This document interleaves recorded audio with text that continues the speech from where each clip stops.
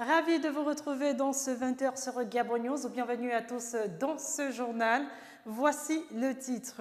Les populations africaines en général et ouest-africaines en particulier, toujours menacées par le virus Ebola, une menace qu'il faut chasser à tout prix. Les compagnies aériennes l'ont compris à travers l'organisation d'un séminaire sur les méthodes de prévention et de sécurité. On le disait tantôt, face au virus Ebola qui sévit, les populations africaines en général et celles ouest-africaines en particulier, certaines compagnies aériennes offrent de séminaires de formation pour non seulement promouvoir les nouvelles méthodes de sécurité, mais également pour éviter, sinon lutter contre ce fléau dévastateur. Compte rendu de ce séminaire avec Justin Bitégué. S'adapter aux réalités de sécurité du moment, s'arrimer aux méthodes de lutte contre Ebola, tel est l'un des objectifs visés par ce séminaire qui vient à point nommé. Nous savons que la sécurité et les restrictions sécuritaires sont très évolutives au niveau du monde en général, dans les pays développés. Et il vient s'y ajouter les crises, les maladies, le virus. Nous sommes en train actuellement de vivre en Afrique de l'Ouest le virus Ebola. Et donc le transport des human samples, comme on a l'habitude de dire, est un élément aussi qui interpelle. La sécurité des biens des personnes passe par la formation du personnel pour rendre plus dynamiques les agents qui y travaillent. Ils ont été homologués par l'Union européenne comme un centre qui peut envoyer directement du matériel en Europe. Vous savez qu'à partir de ce mois d'octobre, toutes les compagnies aériennes qui n'auront pas été homologuées ne pourront plus envoyer directement des marchandises en Europe. DHL a passé ce test. La semaine dernière, nous avons signé un protocole d'accord avec la douane portant simplification des procédures de dédouanement des colis express. Et un de nos engagements était de mettre en place un système de sécurité et des formations appropriées pour nos employés. Cette formation a vu la participation de plusieurs responsables venus du Moyen-Orient et d'Afrique francophone. Ce séminaire sera sanctionné par un examen à l'issue duquel un diplôme d'une validité de 2 ans sera délivré à ceux qui y auront réussi. L'honorable Vincent de Paul Ngonju a remis des trousseaux scolaires aux élèves du primaire de sa circonscription électorale. C'est dans le premier siège du 3e arrondissement de Libreville. Reportage de Arsène Rebouka, Marcel Tsonga sur les images de Refi Tsoga. Pensez à ceux qui feront le Gabon de demain en s'appuyant sur la trilogie paix, développement et partage. Voilà ce qui inspire cet élu du peuple qui vient au secours des familles de sa circonscription électorale. Nous sommes là ce matin dans le cadre des activités que nous organisons à chaque début de rentrée scolaire. Remettre aux enfants démunis de nos différentes familles, de nos différentes fédérations.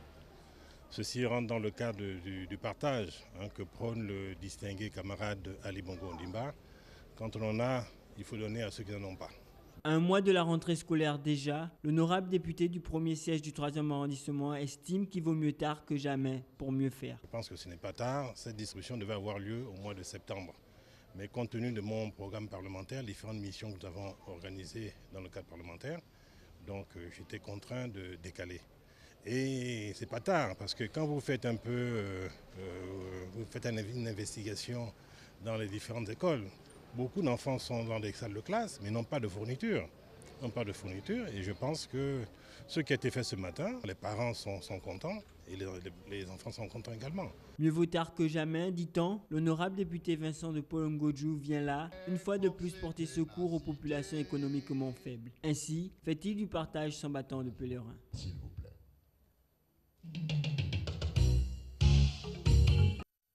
Un geste de cœur qui n'a pas laissé les tout-petits indifférents. Heureux, ces élèves du primaire, par la voix de leur porte-parole, ont donc témoigné toute leur reconnaissance. Reportage de Edgar Kaba, Marcel Tsonga, sur les images de Refi Tsoga. C'est par ce geste, aussi symbolique que les tout-petits, ont reçu des mains des élus du Parti démocratique gabonais des sacs à dos contenant cahiers, stylos et bien d'autres choses pour compléter leur trousseau scolaire. Ils ont tenu, par la voix de leur porte-parole, à remercier ces personnalités pour leur générosité. Honorable député, cher papa, nous n'aurons pas grand-chose à dire si ce n'est vous remercier profondément pour la sollicitude à notre égard. Vous êtes un papa proche des enfants. Nous espérons tirer grand profit des kits scolaires que nous allons recevoir ce jour et nous vous promettons de tout mettre en œuvre pour réunir et pour toujours mériter votre confiance. Merci, papa. Heureux, les militants du PDG présents à la dite cérémonie ont eux aussi tenu à dire merci. Nous sommes convaincus que ce geste nourri par le sentiment de partage et de solidarité soit bien compris et que les militants que nous sommes contribueront à le pérenniser. Vive le premier siège du 3e arrondissement, vive le PDG, vive le Gabon, je vous remercie. Le partage, encore le partage, c'est ce qu'entend davantage faire l'honorable député Ngonjou. Car, dit-il, il y a de la honte à être heureux tout seul. Toujours de l'avant, lève-toi, peuple gabonais. Rien à voir avec ce qui précède. En 5 ans de magistère, le président gabonais Ali Bongo Ondimba a fait ce qu'il a dit et a dit ce qu'il a fait en s'investissant dans la réalisation d'une partie de ses promesses de campagne. Le porte-parole de la présidence de la République gabonaise, Alain-Claude Billié-Binzé, l'a encore affirmé, loin des frontières nationales et plus précisément devant les Gabonais de France. Compte rendu de Jacques Jarel Sika, notre correspondant dans ce pays. Après la présidentielle anticipée d'août 2009 et l'accession d'Ali Bongo Ondimba à la magistrature suprême, en 5 ans, le Gabon s'est doté d'eux. Infrastructure routière. À la fin du mandat, nous aurons bitumé 1200 km de route, sachant que le Gabon, en 50 ans d'indépendance, n'a pu bitumer que 1000 km de route. La construction des hôpitaux modernes. Le Gabon est aujourd'hui un des pays les mieux équipés en matière de centres hospitaliers universitaires. La CNAM-GS, la couverture maladie universelle.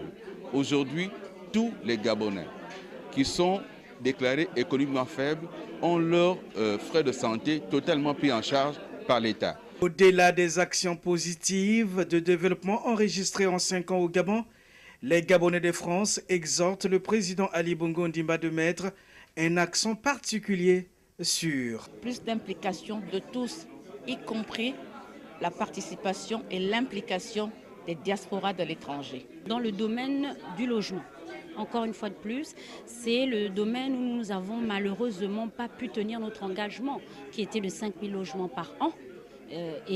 À l'horizon 2016, nous n'arriverons en gros qu'à 17 000 logements. Ici, le Gabon au rang des pays émergents à l'horizon 2025, c'est le vœu le plus ardent d'Ali Bongo Ondimba qui a encore 2 ans pour poursuivre ses réformes courageuses et réaliser ses promesses de campagne de 2009.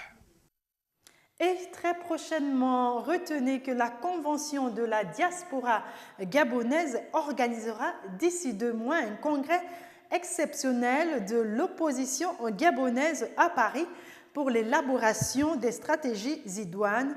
Tout ceci dans l'optique de chasser le PDG en 2016. Retrouvons Jacques Jarel Sika.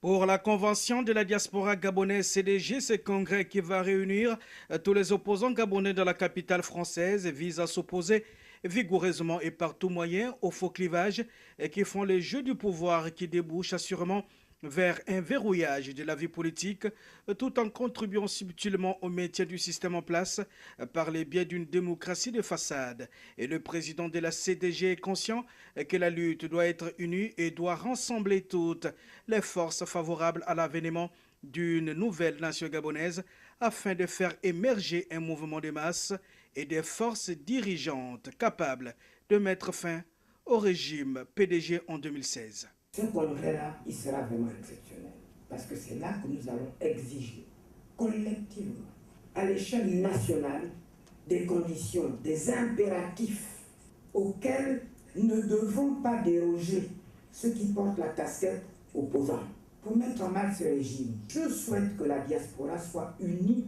pour leur imposer ces conditions. Cette grande messe politique va déboucher aussi sur la désignation d'un seul candidat de l'opposition en 2016 est salué ici par certains Gabonais de France proches de l'opposition. Il y a eu un temps mort qui a fait en sorte que même les Gabonais qui ont des sensibilités de l'opposition ne se retrouvaient plus. Il ne s'agit ni de la politique fiction, ni d'une hypothèse d'école. La campagne présidentielle au Gabon risque de commencer avant 2016. Voilà, point final à cette édition. Merci pour votre fidélité. L'information se poursuit sur www.gabonnews.com. À demain 20h.